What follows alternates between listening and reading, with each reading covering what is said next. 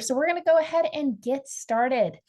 Hello, everyone. My name is Danielle Ruger-Morawski. I am the Associate Director of Partnerships at Parker Dewey. And I'm very excited to talk to you today about Parker Dewey Micro-Internships. Now, if you're just joining the room, I already highlighted, if you're like me, then sitting and just listening and watching for a whole presentation is not something that comes easily to you. So if that's the case, there is a link in the chat right now that is going to take you to this page. This is a great time to create your account. We're going to walk you through best practices today. So if you've got your account already created, you'll be able to make those updates and those changes as we go through them live. So with that, I want to start by addressing some of those challenges that you all may be facing as you're looking for experiential learning opportunities or just starting out in your career in general. These are just examples of a few students and the struggles that they let us know they were facing before they started using Parker Dewey. So whichever ones resonate with you, whatever it is, you can see some of these students are like, well, I don't know what I want to do. Maybe you don't want to commit to a traditional internship without having an idea. Maybe you are struggling to find opportunities, period. Maybe you're finding opportunities, but those opportunities aren't paid. Maybe there aren't opportunities in your geographic area, or if they are, maybe you don't have the transportation to get to them. Maybe you realize later in your college career, oh, this major isn't actually what I want to do, but it's too late to switch now, and all the internships I'm looking for want a certain major. Whatever it is, micro-internships are very good at addressing these challenges. And I'm just looking at our poll results so far.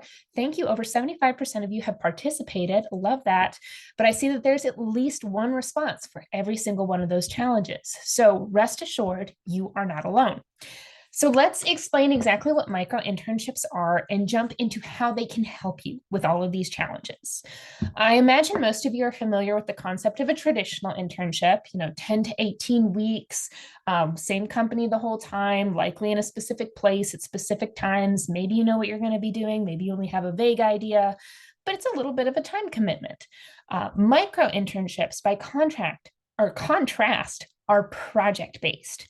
So instead of an entire semester, a micro-internship is something where we've asked a company, what is something you have on your to-do list that has a specific deliverable that's making use of skills that college students or recent graduates have, and that can be taken off your plate and done by one of these students or recent graduates.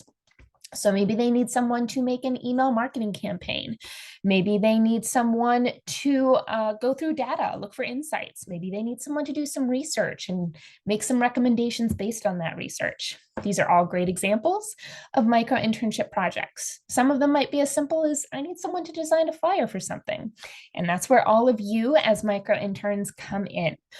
The majority of these micro-internships are remote, meaning they can be done from anywhere. So for the 12% of you who said, I don't have transportation, this works really well for you because anywhere you have a Wi-Fi connection is typically where you can do a micro-internship from. Something else to know about micro-internships is that every single Parker Dewey micro-internship is paid because we know a lot of you, 35% in the poll, can't afford to take on something unless you're being compensated for that time. As mentioned, these do need to use the skills that you are growing as a current student or a recent graduate, but even as a first or second year student, you can engage in these professional projects, and these projects scan all sorts of industries, all different types of departments. So regardless of what your major is, there's a good chance you're going to be able to find opportunities. And we'll also at the end highlight another webinar you might want to attend if you are interested in reaching out to a specific company and maybe having one created just for you. Also want to take a quick note at this point. If you have questions about what micro-internships are or anything else I'm talking about during this session, please feel free to put those in the chat. I am going to be keeping an eye on the chat throughout the session. And if I get behind, I promise I'll catch up at the end. So hopefully when I was explaining what micro-internships are, those benefits made themselves clear, but really want to make sure that you see them. Number one, that accessibility. Most are remote, so you're going to be able to do them from anywhere you have a reliable Wi-Fi connection. Number two is the experience. These aren't simulations. These aren't hypotheticals. These are real professional projects with real companies. And you're going to be able to add this experience as an independent contractor of Parker Dewey to your resume or portfolio. We're going to talk a little bit more about what that as an independent contractor at Parker Dewey means. But basically, we're the employer of record for all these projects. You could be working with a variety of different companies across the United States, but when it comes to where your pay comes from and how you list it on your resume, it's going to be as an independent contractor of Parker Dewey. Since these are project-based, the way most projects work is there will be a kickoff meeting. You're going to get to connect with a real professional at that company. So you're building a network, but then you get to work on the project independently, however it works for your schedule, as long as you're meeting the milestones or the deadlines. So that flexibility is really helpful for a lot of students who come to use us at Parker Dewey. If you're not sure what you want to do, these micro-internships are a really efficient and effective way to try different companies, try different types of industries. And it's never a guarantee, but there are some companies, a good number actually, using micro-internships as a way to find and audition talent for longer-term opportunities. So if you do a great job on your micro-internship, there might be the possibility of a longer-term opportunity waiting for you at the end. And I know I already highlighted it, but I'm sharing it again because we know it's important. You get paid for every single micro-internship you complete. So who can complete micro-internships? Is it worth you hanging out for the rest of the webinar? Do you qualify? Well, as long as you are at least 18 years old. This is also open to both students and recent graduates. Now, I often get a question, well, what is the cutoff for recent graduates? And the answer is there is no official cutoff. There's never going to be a point where we're going to say, that's it, you graduated too long ago, get off the platform. But what we do like to remind y'all of is this is intended to help early career talent start their careers. And the companies who are using the platform have this in mind. So they're typically looking to engage current students or recent graduates who potentially might be available for longer term opportunities. So if you're an established graduate, Parker Dewey is not going to be a good place for you to earn a living doing freelance. It's more for students who are launching to try things and get experience. Micro-internships are also open to international students through CPT or OPT or other forms of work authorization with a little asterisk there. I know it's not physically on the page, but put the asterisk there in your mind. If you are an international student, you need to connect with International Student Services at your institution for guidance as to how to make sure you are in compliance with regulations. Every school is a little bit different, so that is the best point of contact to ask if you have questions about your eligibility as an international student, and I want to make sure I don't direct you wrong. So international students, connect with International Student Services at your institution. And because micro-interns are independent contractors of Parker Dewey, these are also open to undocumented students as long as they have a valid ITIN number. So hopefully you're thinking, all right, I see how this can benefit me. I'm excited. Let's get started. How do I actually do this? How do I apply? How does all this work? We're going to dig into the details, give you lots of great best practices. But before we dive in, just want to do a brief reminder about Parker Dewey's role in all this. We, Parker Dewey, are the micro-internship people. Parker Dewey is the platform where all these different companies from across the United States are coming to post their project opportunities. And we're keeping an eye on those projects as they kick off to make sure that they are appropriate, that they're professional, that they're focused on a specific deliverable or set of deliverables. Again, we are the employer of record. So what that means is regardless of whether you're working with Microsoft or a local mom and pop shop or somewhere in between, when you get paid for a Parker Dewey micro-internship, the pay is going to come from Parker Dewey. So another thing that means is if a company ever asks you for sensitive information, like if they say, oh, we just need your social security number to pay you, red flag. We are keeping an eye on things so that doesn't happen. But if somebody ever slips through saying, no, you don't need that information, Parker Dewey pays me, and let us know so we can address. And if you have any questions along the way, something's unexpected, you get a question that you don't know how to answer professionally, anything like that, we're also here to support you along the way because we want you to have a positive experience and we want you to make a fabulous impression on these employers. So with that in mind, we're going to go ahead and jump into exactly how this works. Now, if you have not already gone to this page to create your account, please do so now. If you already have a Parker Dewey account, hop up here to log in. I'm going to go ahead and log into my existing account because if I created a new account every time I did one of these, I would just have far too many Parker Dewey accounts. So what I'm going to do is I'm going to walk you first through the pieces of your profile that are required. If you're setting up your account for the first time, you're going to be asked for these required pieces in a slightly different order, but I'm going to cover the required pieces, and then we're going to backtrack, and we're going to talk about the pieces of your profile that aren't required, but can have a really big impact on how likely you are to be selected for one of these opportunities. So diving right in, starting with required pieces, you're obviously going to put in your name. You're going to need to put in an email address because we need to let you know if you've been selected or if an employer has messaged you. And you're going to put in your current location in your hometown. And I often get questions about this because you're probably thinking, well, this woman just told me that these are remote. So why do they need to know anything about location? The reason is there are some companies, as mentioned, that are using this to audition talent for longer term roles. So they might want to know, is this someone that is ever in my area? If they do a great job on this micro internship, is there at least the potential for me to engage them in a longer term opportunity in person? It's not relevant for every single micro internship, but it's helpful for enough that that's why we require the question. Also, some clarification about hometown. We're not so much concerned about where you were born. You know, if you were born somewhere, you moved when you were 2, you don't even remember that place. That's not what we're worried about. What we want to know is, where do you spend your academic breaks? Your summer breaks, your winter breaks, your spring breaks, because again, a company might be interested in engaging you in person during that time if it's a possibility. Scooting on to our next required section, we have education. And you will find that your education is required. And that's because when companies are posting micro internships, they have the ability to feature projects exclusively to specific schools. And we want you to see every single opportunity that you are eligible for. So you're required to add at least one education institution or a qualifying Parker Dewey boot camp, whatever your situation may be. And you also have the ability to add secondary education.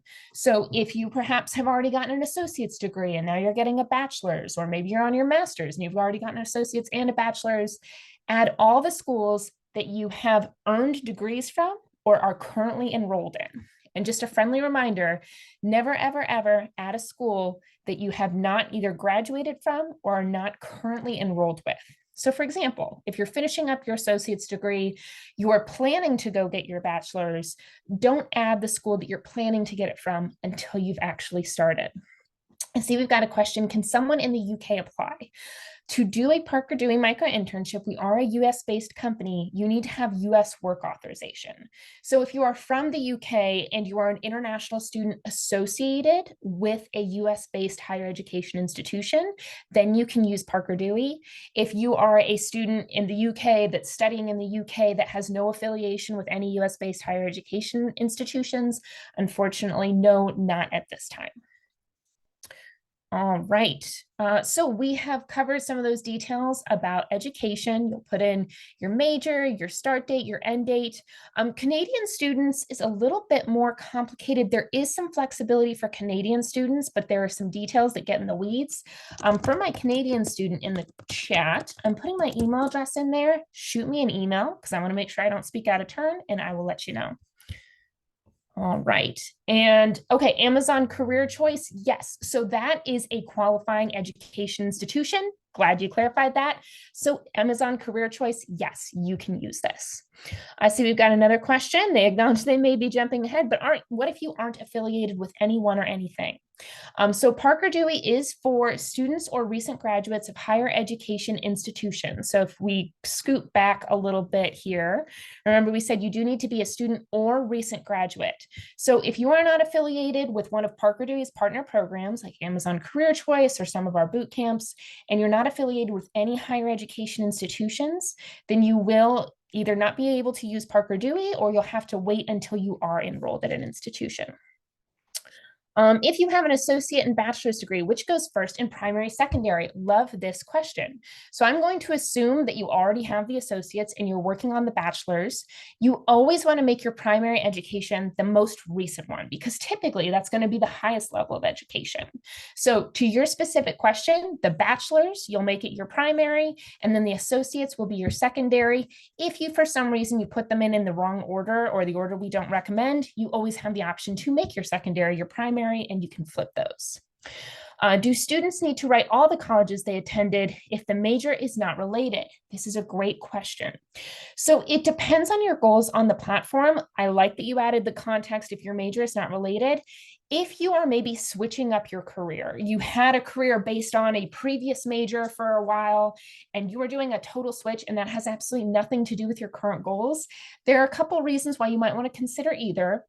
You might consider leaving it off just so companies realize, okay, this is person who is early in this stage of their career, and they'll give your profile more consideration since they're typically trying to engage early career talent.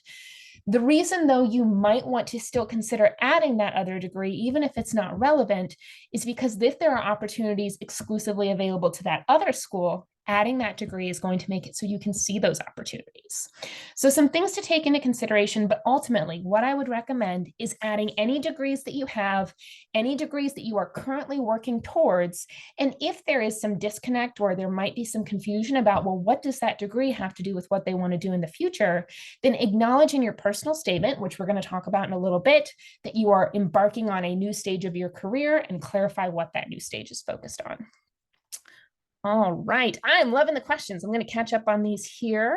If you have an associate and bachelor's degree, we answered that question. Do students need to write all the colleges they attended? Recommended, yes, we just explained that. Amazon Career Choice is a program that you will know if you are in it. And if you're not in it, you don't need to worry about it. But Broward College, yes, you can very much pop Broward College in there. They are a great partner. So just an example. I see you're trying to add Broward College as an affiliation. Make sure you are in the education section. If you're in the profile section and you are trying to, sorry, things are moving a little slow today.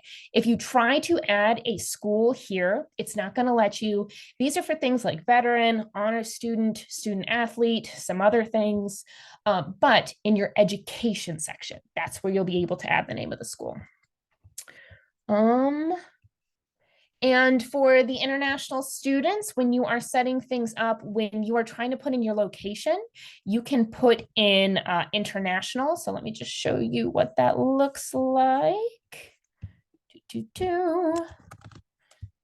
can't see it in the drop down, but you can hit international there and just put the city in international, and that's how you can put that information in there. Yes. And to the question about degrees that were earned outside of the United States, the only educational institutions that are in the Parker Dewey platform are US-based educational institutions. So if the only education you have is not US-based, you will not be able to use the platform. I see the question, do we need to have any experience? Not any traditional internship experience, but we're going to talk about how you can highlight some other experiences to help you get through. And Shanti, if you see my email address that was there earlier, I'll put it in again. Please feel free to send me a screenshot. I'll take a look at what you're experiencing. But if you're coming from the education section and it's not allowing you to go next, chances are there's a piece that hasn't been filled out. What is typically the issue is here on major. Let me get rid of this fake major I was putting in as a test. If I just put in like data analysis, and now see, it's automatically putting that back there. But if I don't hit return, if I don't hit add, it hasn't actually added that. So it's not going to let me move forward. But you see, if you hit return, you're going to see it show up there. I'm going to get rid of that fake one there. And then it will let you move forward as long as all these other fields are filled out as well. So somebody said, I'm already part of this program. I'm not sure what program you're referring to. If you want to add some context. And you're saying the projects that you're seeing aren't necessarily of interest. We're going to talk about that too. And then when it comes to any training, your question about training, micro-internships are designed to allow you to demonstrate skills that you are building either in your training programs that you're doing elsewhere or your education. So micro-internships are an opportunity to demonstrate those skills that you already have. Now, some companies are looking to engage students who are in their first or second years because they want to build a pipeline. Those companies might be willing to do a little bit of training or a little bit more coaching. Look in the project description when we're looking at micro-internships, because often that description is going to help you know kind of what their goals are. Okay, I see the question about you're in the HubSpot program. Oh, we're going to talk about how to see projects that are more interest to you going into the future, currently enrolled in a software development boot camp. Would this be useful to me to get experiences in new languages? If you clarify in your personal statement that that is your goal, if you're looking to transition your career from languages you already know to new ones, and you've recently taken courses to learn those new languages, then yes, that could be a great use of the Parker Dewey platform. I see someone saying currently enrolled in US college, but have no US education prior. Can I apply? As long as you are currently enrolled, yes, you can add that into your education section. The only schools you cannot add, or only reason you wouldn't be able to add a school, is if you are not already enrolled. So again, if I'm planning to, enroll in a school, like I'm applying to a school right now, I'm sure I'm going to get in. That's still too early. You have to wait until you actually have done the paperwork and are going officially enrolled for the next semester. All right, folks, I am caught up on the questions. So we're going to move forward from the education into the demographic section. I'm just going to talk about the demographic section for a minute to clarify why it is required. Now, to be clear, companies cannot see this information. This is not something that is attached to your profile publicly in any way. Part of our goal at Parker Dewey is just to make sure that opportunities are accessible. So this helps us know how well we're doing our job, but companies do not see it. If for some reason you're still not comfortable sharing that information for each of these options, there's a prefer not to disclose. And then the final piece down here is the preview section. So this is where you're going to be able to see what your profile looks like, or at least what information is visible to companies. So we just went and talked about how to do the basics. We're going to step back now, and we are going to look at the pieces that are going to help you stand out or improve your likelihood of selection. I do see the question from somebody who already applied, how to expect feedback. I'm going to wait until we get to the opportunity side, and then we're going to talk about that. So going back to the things that are recommended to help you stand out, number one is this personal statement. This is a great way, because you can see it's right up here near the top when you look at your profile, to tell companies a little bit about you or your goals that maybe they can't glean from elsewhere in your profile. So with that in mind, I'm going to put a resource in the chat, communication tips. And we're going to start with these communication tips right here about personal statement. I see the question, are any of these paid internships? The Parker Dewey platform is solely for micro-internships, so again, short-term projects, but every single Parker Dewey project, always paid. There are never any unpaid opportunities on the Parker Dewey platform. So we are going to look at this preparing to apply, and this is going to give you some resources if you're not sure where to start with your personal statement. If you're like me, maybe you like a good formula, this gives you one that you can use. So if you are trying to put together your personal statement, the first thing you might want to consider is what are some adjectives that genuinely describe you, but are also relevant to the types of projects that you want to engage in. So for example, if you're interested in like social media type projects, that often involves managing a lot of assets. Being an organized person is helpful. If you're genuinely an organized person, that might be your adjective. The next thing you'll want to consider doing is maybe adding one or two skills or strengths. So we had someone in the chat who is interested in programming languages. Maybe highlight the programming languages that you know. If you have a certification in email marketing, those types of things. And then the last part, while not required, can be helpful for the companies. What is your goal on Parker Dewey? Are you looking to just explore options? Are you looking for experience in a specific industry? What are you trying to do? So here we see some examples. Before I go into these examples, I also want to draw your attention to a poll, and I want you to think about which of those adjectives in the poll probably not going to be best to use in your personal statement. So here are examples of applying this formula. So this person, for their adjectives, said they're ambitious, they're tech savvy. That for their skills and experience, they highlighted their great writing skills, and they were looking to just begin building real world experience.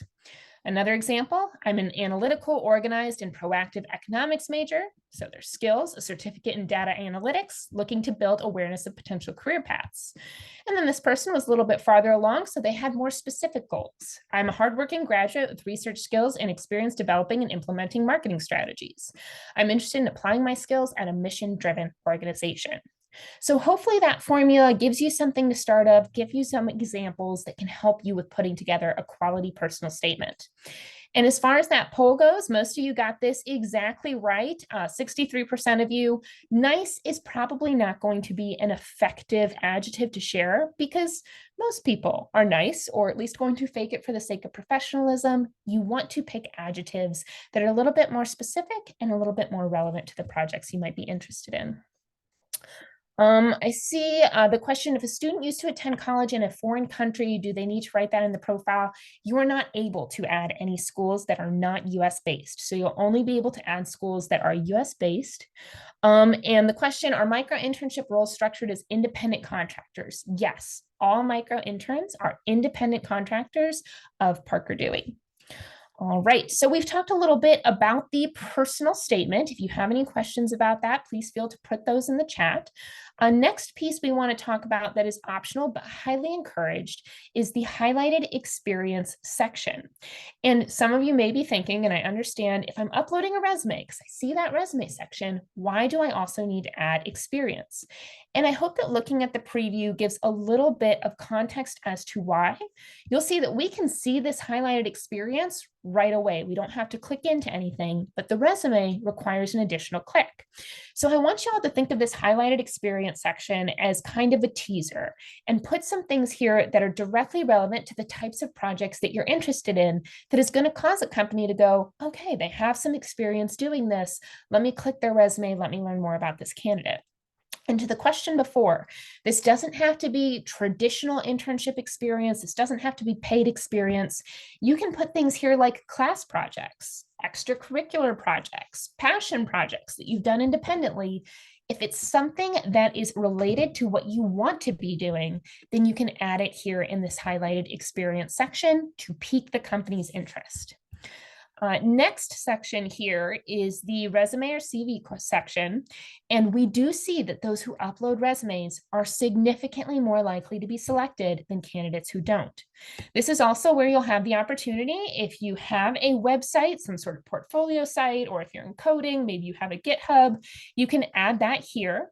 Now, this is not expected, nor is it relevant for every single major or every single career goal, but if you have one, this is where you'll want to add it. We also highly recommend, if you have a LinkedIn account, adding your LinkedIn link. And if you don't have a LinkedIn account, now is a great time to create one. And I say that every single time I do a presentation, because having a LinkedIn profile just shows that extra little bit of professionalism. I have literally sat with a company who was making a decision. They were going back and forth between two candidates. And I said, you know what, I really like both of them, but I can only choose one. I'm going to pick the one that has the LinkedIn profile over the one that doesn't, just because they took that extra step. So not only will it make it potentially more likely that you get selected, but it'll also make it easier to stay in contact with your micro-internship supervisor, add them as part of your network if you get selected for it and once you've completed a micro-internship. The next piece is this document section. And this is a great opportunity to add some examples of your work. Maybe you don't have a portfolio website or anything like that yet, but you do have some documents from projects you've done. If you're interested in writing micro-internships, maybe you have some writing samples. If you've created graphics for social media, maybe you want to upload those images. Maybe you want to put screenshots or upload other things that you've done that are relevant and can show your skills that are related to the projects you're interested in. Now, a quick note here, though, that is very important is whatever the name of the file that you upload is here, that's how it's going to show up on your preview. So if you are going to upload, for example, something you put together for a class, and the name of the file is, QRZ course code final assignment 2024, that is how it is going to show up here. So you can see even the example I've put is a little bit wordy. I would recommend for something like this, just changing it to Career Center Annual Report. Make it a little bit more succinct, because whatever the name of the file is that you upload, that's what is going to be seen here. So those are some of the pieces. The other thing that I didn't cover was that I highly recommend adding a profile photo. This is just going to give a little bit of an extra sense of personalization to your account. And if for some reason you're not comfortable having your photo, just a reminder, only companies whose projects you apply for can see your profile. But if you're still not comfortable, maybe consider adding a logo or a logo from your university or something that depicts what kinds of projects you're interested in, just to show that you've taken the time to personalize that. So quick recap, folks, of those best practices. Add a professional photo. Make sure you add a personal statement. Make sure you add, if you have one, your website. Make sure you add your LinkedIn link. Upload a resume. Add highlighted experience. These are all things that are going to make you significantly more likely to be selected. I see the question, can we get the recording of this? 100%. The fact that you're here means you registered, and that means that you are going to get not only the recording, but also the slides afterwards.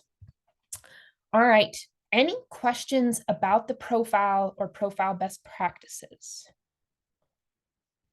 I am going to backtrack real quick up to this profile section and back to these affiliations. As mentioned, these are things that you can add really in these three areas if you're a veteran, an honor student, or a student athlete. And what these affiliations do is they might allow you to see additional projects that companies are posting specifically for these areas. So if one of these applies to you, make sure you add them. You may have noticed that I deleted a couple before, navigated away, came back, and they were still there. And that's because for any section in your profile, if you do not hit save before navigating away, it is not going to save those changes. So just a quick word to the wise, make sure, if you make a change to your personal statement, like if I, for some reason, wanted to change passionate to super cool, not recommended, but if I did that, you can see if I navigate away without hitting save, that change is not going to be there. Or at least it will not when it eventually loads. Sorry, my computer's moving a little bit slowly today.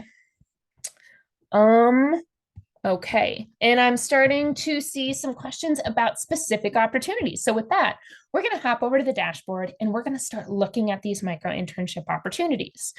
So if you missed how I did that, you can go back and forth by saying hi name, hop over to profile, and then sorry, we're moving. My computer is really grumpy. I think there's an update I need to do. But from your profile, then you can hop back to the dashboard. Now, if you're ever having trouble getting back to the dashboard, chances are you are just on a section other than profile or preview. Profile and preview are the only ones where this back to dashboard option shows up. So if you've seen it disappear, just go back to profile or preview and you will see it appear again. Now, when you're looking at opportunities, you will notice that we do not have a lot in the way of filters. So specifically, we don't have a filter for things like major. And I know that might seem like an oversight. It is actually very intentional.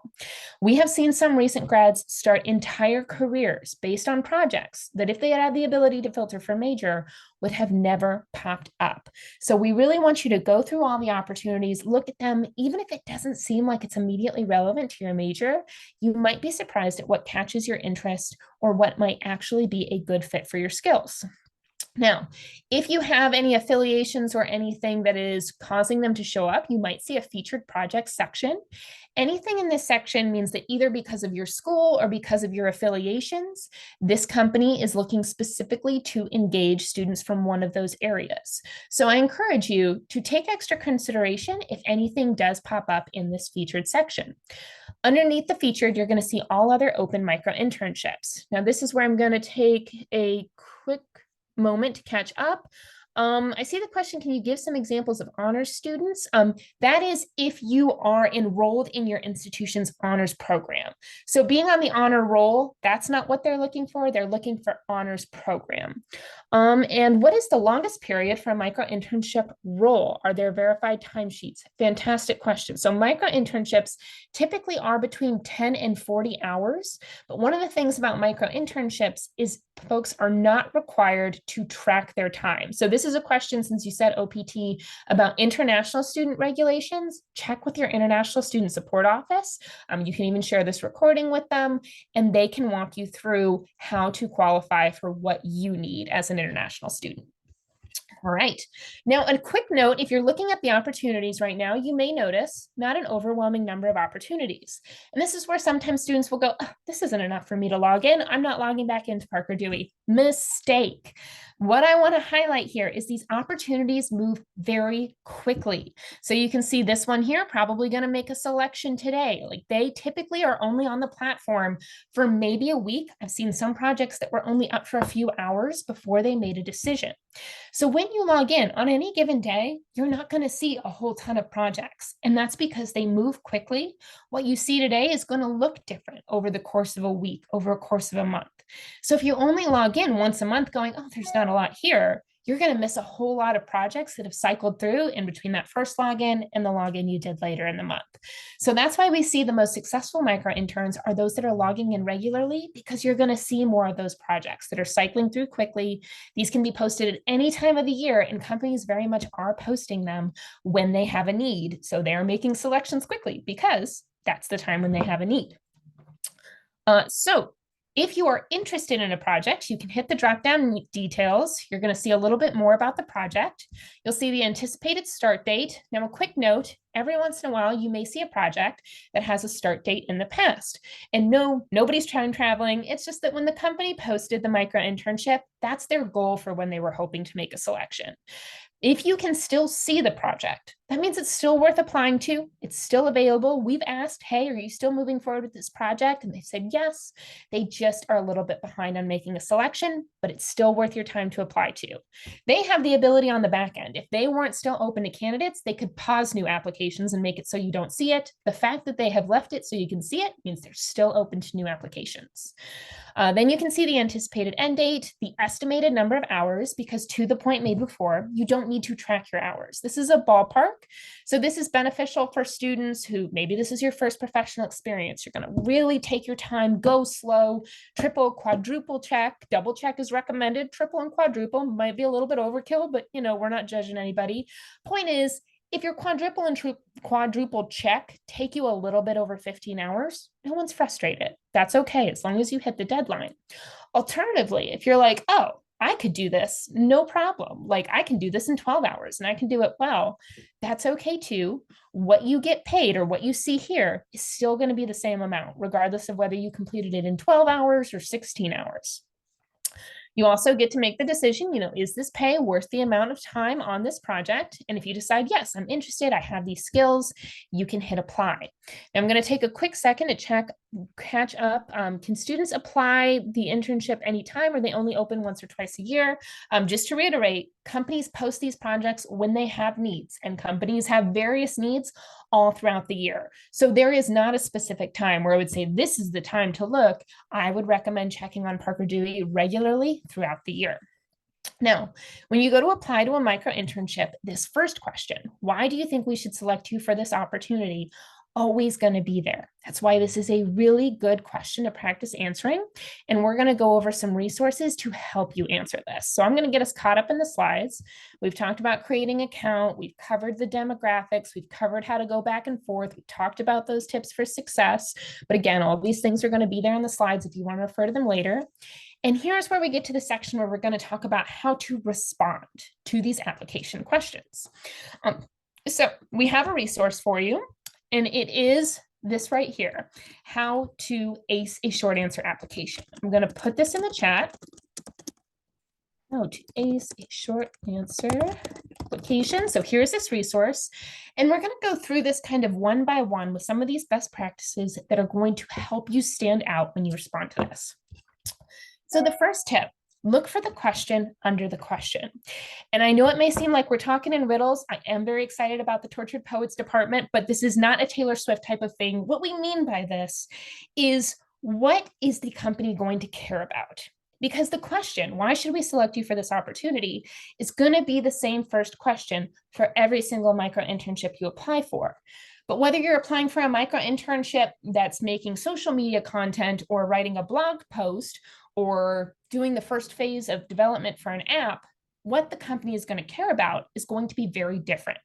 So that's what we mean when we say look for the question under the question. Consider, what is the project and how should my answer differ depending on what I'm applying for? The next tip we have is to use the description to your advantage. So we encourage you, when you're looking at micro internships, to read carefully.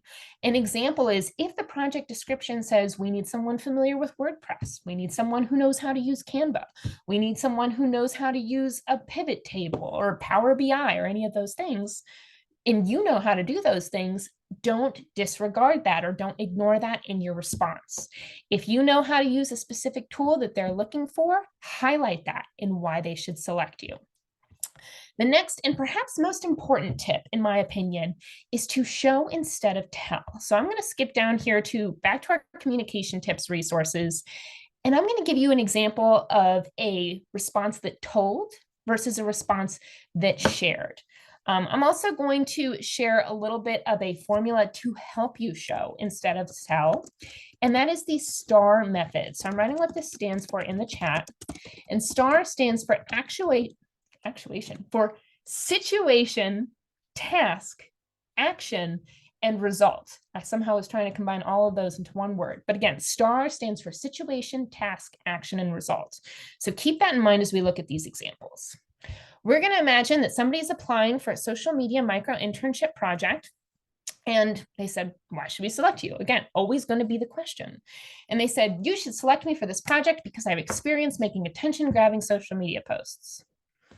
Okay, but you've got to imagine, it's not a bad answer, but imagine that I'm the person at the company, I'm talking to my colleague at the company, and I'm going, hey, colleague B, who do you think we should select for this social media content micro-internship?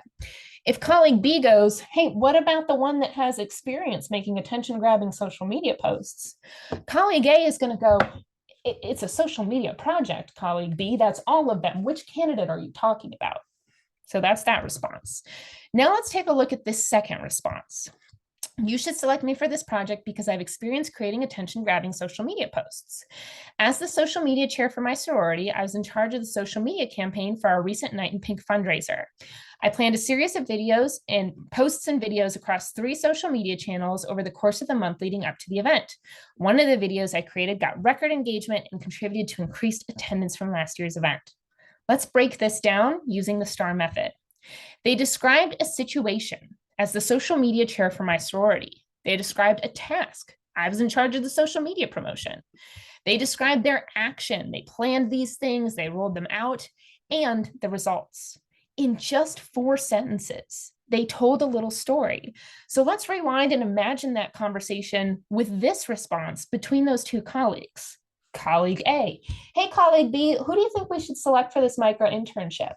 Colleague B, what about the person that did those videos for the Night in Pink fundraiser? Bonus points if you upload that content as documents on your profile. I saw those on her profile and they were so neat. I would love that creativity for our project. I know exactly who you're talking about, colleague B. I'm going to select them now. So you can see the difference.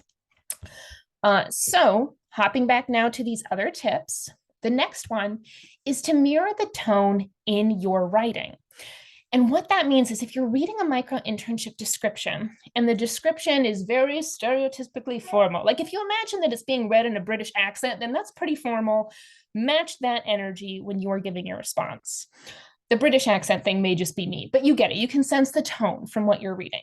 Alternatively, if you're reading the description and it's like, hey, we need someone to make some bussin' TikToks for our company, no cap. Well, match that energy if it's authentic to you, if you feel like that is a good energy that you would want to work with. The next tip is to keep it succinct. Now, I know we just gave this example, and yes, this is longer than this, but it's still only 4 sentences. These are not intended to be essays. They're not intended to be super long. Typically, you can write a great response in somewhere between 2 to 4 sentences. But our last tip is to go a little bit beyond a yes or a no.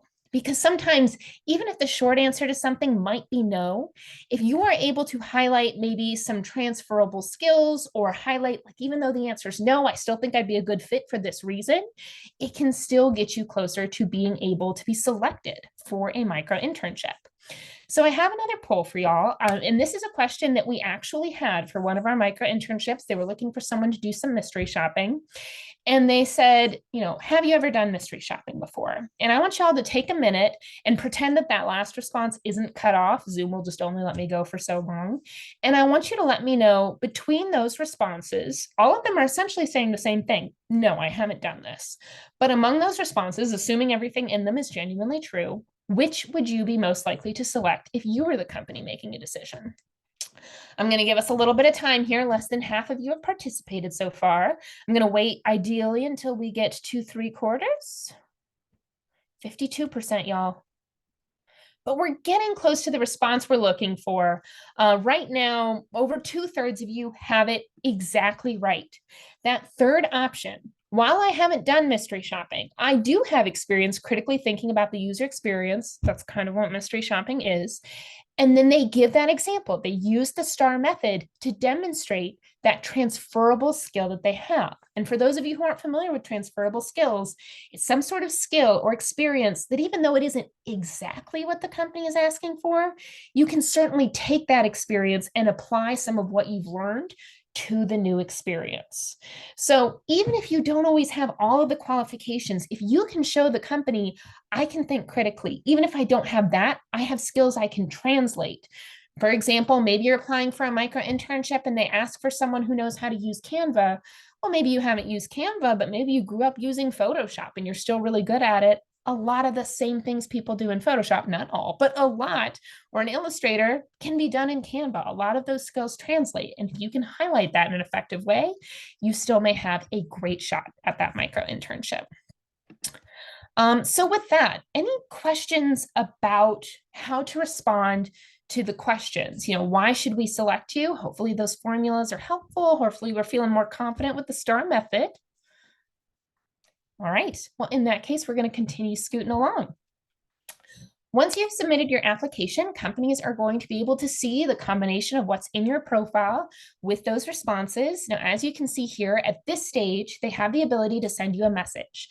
So they might ask you a follow-up question about your application, or they might request a short interview. But because these are so low risk, low cost for companies, a lot of them will decide to make a selection based entirely on the combination of your profile and your application responses. So that is why it is so super duper important to make sure that your profile is complete and that your application responses are thoughtful, that both are free from grammatical or spelling errors, because for most micro internships, these are going to be your only opportunity to make an impression on the company.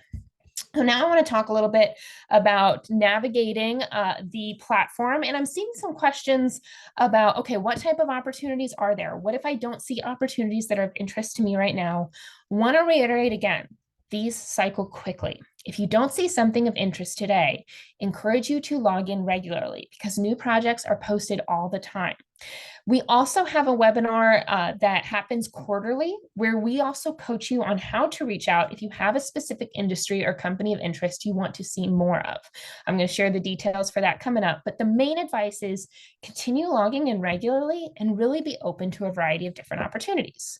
So as you can see here in this first tab, the opportunities tab, this is where you're going to find the currently available micro internships for you. This tab right here is where you'll see any projects that you've applied to that you are still being considered for. If you see a project disappear, hopefully it's popped up over here and you got an email letting you know that you've been selected. If it's disappeared and you didn't get that email and it's not showing up in your selected section, that means that you are no longer being considered for that particular opportunity.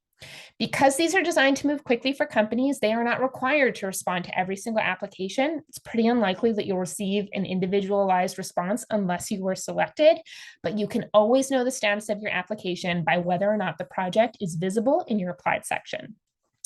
The next two sections are pretty intuitive. While you are in progress with a micro internship, it will show up in your selected section. And once your company or supervisor has marked it as complete, you're going to see it pop up in this completed section. This is where you're also able to see feedback if they've left feedback for you. So really nice to be able to see all those completed projects in one place. If they have messaged you, you're going to see that message pop up here. This is a reminder again, no one should ever ask for confidential information. And if they do, don't give it.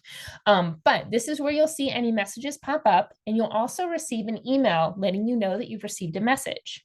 So this is where I want to make a quick but passionate plea, y'all.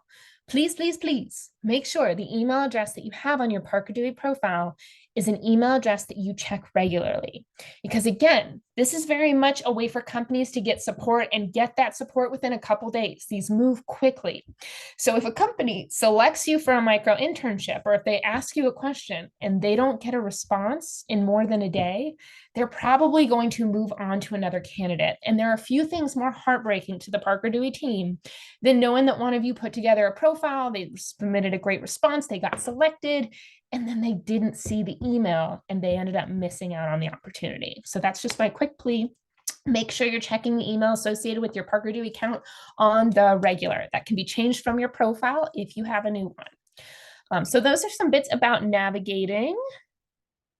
And I see a great question. Someone is saying, I would like to get into the IT field.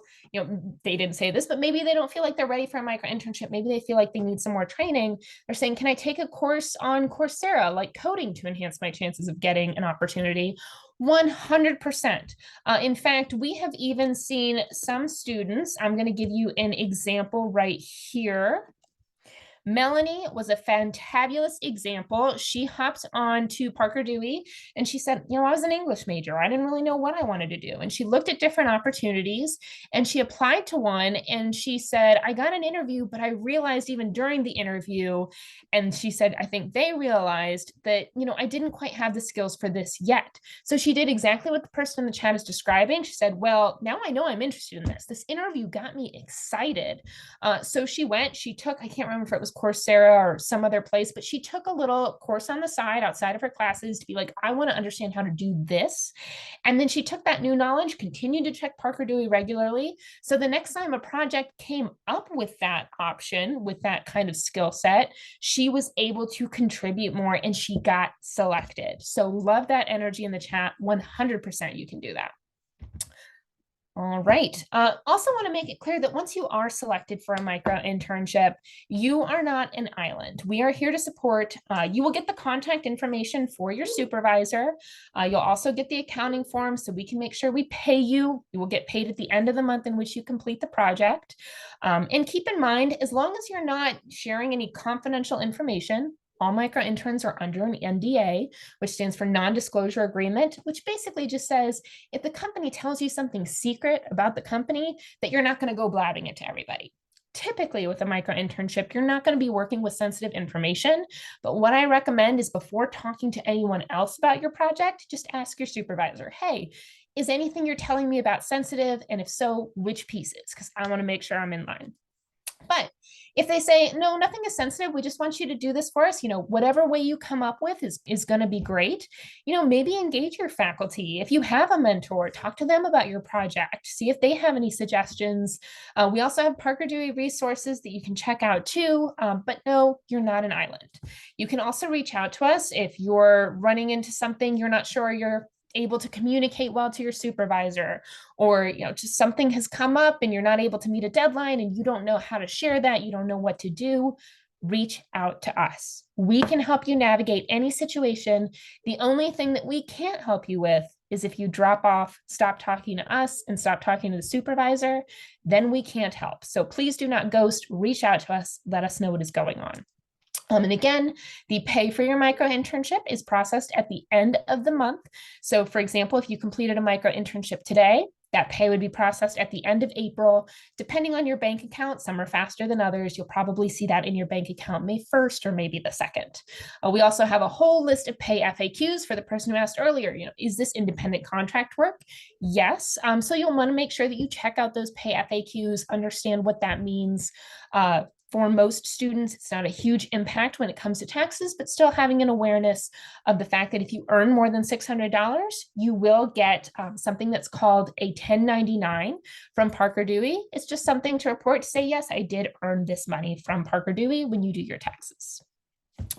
And you'll also get a lot of resources to help you be successful in your micro internship.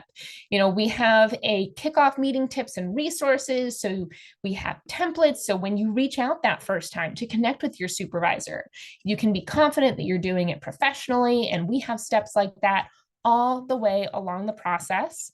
And we also have a post-micro internship checklist. So after you have completed your micro internship, you can check this out, make sure you are following the steps. We've got a guide for how to add this to your resume or your LinkedIn. And just another friendly reminder, regardless of what company you did the project with, you will add these to your resume and LinkedIn as an independent consultant of Parker Dewey. So regardless of the company, that's how you'll put it there. And we recommend asking the company, hey, is it okay if I include the name of the company in the description? Most of the time, the company's going to say, yeah, no problem. But every once in a while, there might be a reason they want it to remain confidential. And this also shows you how to describe the client like this, a Chicago-based SaaS platform, instead of actually giving the company name, but still highlighting this great experience on your resume. So now we are coming back full circle to those students that we saw and some of the challenges they were facing when we were at the beginning of the webinar. You know, those students who said, I want to explore, I don't know what I want to do, I can't afford an unpaid opportunity. With micro internships, they were able to address those challenges and they were able to get real experiences. So if you were inspired by seeing other students who were able to use micro internships effectively to really get to where they wanted to be, these include stories from micro interns who have gone on to work full time with the person that hired them or who helped them realize, oh my gosh, this is a field I really want to work in. Whatever the case may be, here are some success stories. You'll also receive these. Again, you can link to them, or they will be linked in the slides you'll receive afterwards. And as far as next steps go, y'all, if you haven't already, create that account, make sure that profile is in good shape, and start applying. Also want to make a quick note about applications and how likely it is to be selected. Typically, what we see is as long as your profile is in good shape, like you've used all those sections, and as long as your responses are thoughtful, it's still typically going to take a few applications. Now, sometimes people do get picked for the very first project they apply for. It does happen, but most of the time, we're going to see somewhere between 5 and 10 applications is where that likelihood of being selected really goes up. And if you've applied for more than 10 and you still haven't been selected, that's usually an indication that you might need some help with your profile. You might need some help with your application responses. And if that's the case, keep an eye out on our monthly newsletters for details about our office hours. And as promised, for those of you who are saying, well, I'm interested in specific opportunities, I understand that I need to log in regularly, but what if I want to try and speed things up? What if I have a specific company in mind? I highly encourage you to check out our Creating Your Own Opportunities webinar. During this webinar, we coach you on how to find contacts at specific companies of interest. And we've put together templates so you can reach out to those companies and say, hey, I'm really interested in your company. I can't do a traditional internship for whatever reason. Have you considered posting a Parker Dewey Micro-Internship? And I know this next live one isn't until June 27th, but just a quick note, if you want, you can view the recording and the slides from the last one, so you do not have to wait. One final recommendation is I also encourage y'all to follow our Career Launcher LinkedIn page. This is going to give you some reminders, tips, resources. Sometimes when we have an opportunity that needs more applicants, we'll highlight those opportunities here. So I would encourage you to give this a follow because, again, encouraging y'all to have those LinkedIn accounts so you'll be kept up to date about things going on, tips, tricks, all that good stuff. I know I am behind on questions, so I am going to catch up on those real quick. This is also a great time if you have additional questions to put those in here.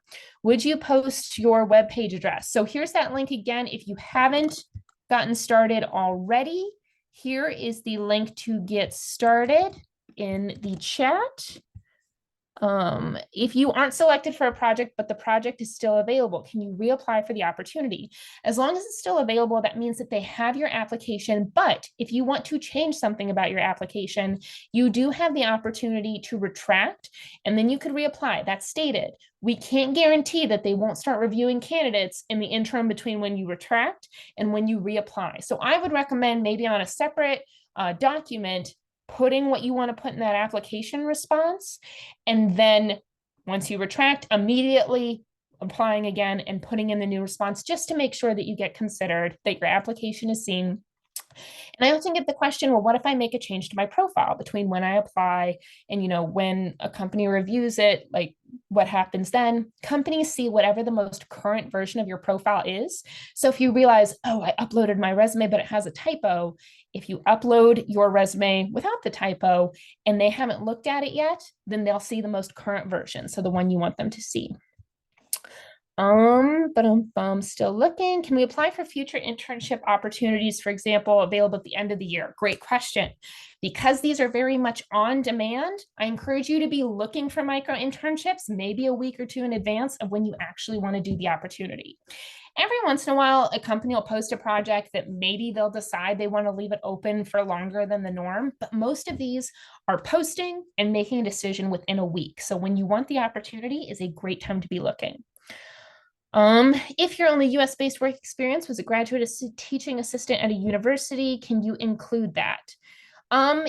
I would say if you do decide to include it, I would think again, are there any transferable skills? So for example, maybe the graduate assistantship, like teaching isn't something you're interested, or maybe the topic of what you were supporting isn't something you're interested in, but maybe the ability to communicate that you developed as a graduate teaching assistant is relevant to what you want to do. Then when you describe the experience, just make sure you highlight that transferable part. And with that, folks, I think I am caught up on the questions. It is also on the nose, the time we are supposed to start. That's stated. I'll hang around for a few more minutes in case anyone has any additional questions. But as we close up, just wanted to say thank y'all so much for your time. Thank you for your questions. They were fabulous questions. I really appreciate the engagement. Keep applying, make sure the profile is complete, and I'm looking forward to hopefully writing some success stories about some of you all very soon.